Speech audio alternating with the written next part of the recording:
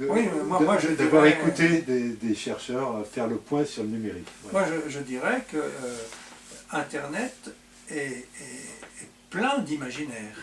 Voilà, c'est-à-dire que quand on va sur Internet, quand on est actif sur Internet, il faut penser aussi qu'on produit de l'imaginaire. Oui. Et c'est un instrument technologique extraordinaire, mais qui produit de l'imaginaire aussi. Et d'ailleurs, dans un ouvrage qu'on a fait il y a quelques années, sur notre expérience à Paris 8, hein, puisqu'à Paris 8, quand même, on a fait une expérience d'enseignement en ligne à partir de 2001. On a été, Christian Verrier et moi, les deux professeurs à proposer un enseignement en ligne en sciences de l'éducation. C'était 15 ans avant les MOOC d'aujourd'hui. Hein. Oui. Donc, si tu veux, on a rédigé un livre à plusieurs, hein, c'est un livre collectif, sur l'expérience de Paris 8, et moi j'ai écrit un chapitre sur l'imaginaire, dans ce livre-là, sur l'imaginaire d'Internet. Parce que justement, oui, il y a aussi de l'imaginaire d'Internet, il faut y réfléchir d'une façon critique. Non pas pour dire « ah c'est pas bien Internet », etc., mais pour dire « attention, Internet c'est pas innocent, hein, il y a aussi des choses à voir, etc. » L'imagination peut être cruelle et négative. Et puis surtout, naturellement, tous les sectaires et les sectarismes religieux, scientifiques, politiques, etc., peuvent s'en donner à cœur joie sur Internet. Donc il faut aussi avoir l'esprit critique. C'est ce que parfois les jeunes n'ont pas. Enfin, c'est pour ça que moi je suis à fond pour quand même une pédagogie liée à Internet, de telle sorte qu'il y ait une réflexion critique sur la manière dont on reçoit et dont on produit des objets interactifs, comme ça, des objets numériques. Mais j'ai entendu hier, toujours sur les rencontres du numérique, et je suis assez d'accord avec ça, il disait que il faut proposer aux jeunes de pratiquer pour pouvoir, pour qu'il puisse y avoir une réflexion, il faut qu'il y ait un usage pratique. Oui, tout à fait. Mais pas seulement dans le domaine du virtuel, aussi dans le domaine des rencontres, tout à fait. Des rencontres publiques. Et puis il faut leur apprendre à chercher aussi. Hein. À chercher sur Internet, c'est une autre façon de chercher que d'aller chercher en bibliothèque. Donc là aussi, il faut avoir... Mais déjà en bibliothèque, c'était pas si facile de chercher. Il fallait déjà une méthode. Voilà, il fallait déjà une méthode. Mais sur Internet, c'est encore autre chose, parce qu'il y a tellement d'informations sur Internet. Mais il y a tellement d'informations, tous azimuts, non seulement des textes, mais des vidéos, de l'iconographie. C'est énorme. Ouais. Et il y a une stratégie, comment on peut dire, peu loyale, commerciale. C'est-à-dire que des sites mettent des mots-clés, et donc on cherche quelque chose d'assez précis. On se retrouve sur des sites qui n'ont absolument rien à voir. Et alors, on perd un temps fou à cause de ces impostures. Oui, absolument, parce que ça c'est la rançon de la liberté. Hein. La liberté dans les pays occidentaux capitalistes, c'est lié au capitalisme, c'est-à-dire aussi à des envies de profit, je veux dire, hein, quelles que soient les méthodes. C'est André Comte-Sponville dans « Capitalisme est-il moral ?» l'a bien dit, le capitalisme est amoral. Il n'y a pas de velléité, de moralité dans le capitalisme. C'est ça qu'il faut voir. Hein? Mais il y a eu aussi des moralités qui étaient un peu douteuses. Oui, une moralité douteuse, c'est plus de la morale, d'accord. Pour moi, c'est vraiment quelque chose de discutable. Mais ce qui est certain, c'est que, justement, moi je suis entièrement d'accord avec Comte-Sponville de ce côté-là, je pense que le capitalisme n'est pas un système économique et politique lié à la morale. C'est vraiment un système amoral.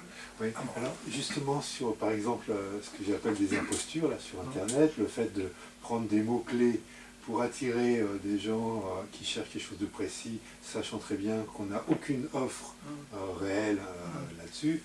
Je me demande s'il n'y a pas moyen d'attaquer là-dessus, parce que Olivier Gruau, qui est un des fondateurs de Radio Paris 8, disait que justement, on avait pris certains mots-clés qu'il avait utilisés pour d'autres sites, et il a menacé de porter plainte, et les gens ont retiré les mots-clés. Oui.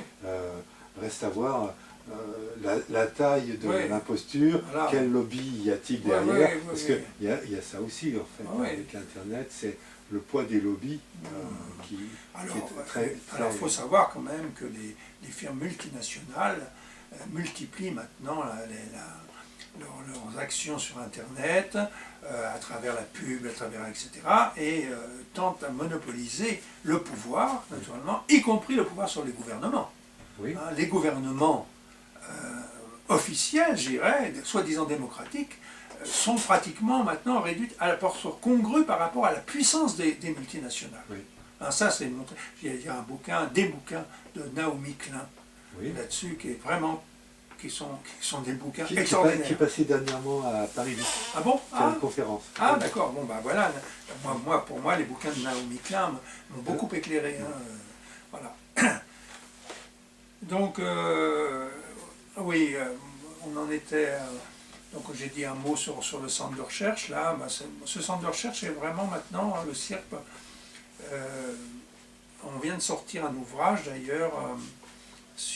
pour en finir avec le management efficace chez Pearson, avec François Fourcade et Christian Verrier et moi, donc, où on fait une critique systématique des ouvrages, je dirais, habituels dans le management, où il s'agit de faire du profit d'une manière parfois très, très douteuse, avec des techniques de manipulation, des techniques d'influence, etc.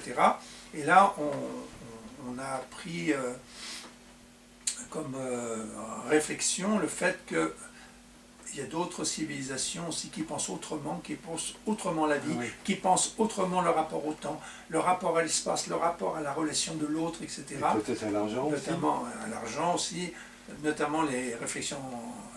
ce qui se passe en Asie dans la pensée un peu traditionnelle, et pour essayer d'y réfléchir, notamment aussi avec François Julien, des scénarios de ce type, ce qui ne veut pas dire naturellement que c'est, je pense à la Chine communiste, ce qui ne veut pas dire que la Chine communiste n'est pas aussi prise dans le jeu de la mondialisation néolibérale, etc., où il s'agit de faire du profit. Naturellement qu'elle est prise là-dedans aussi.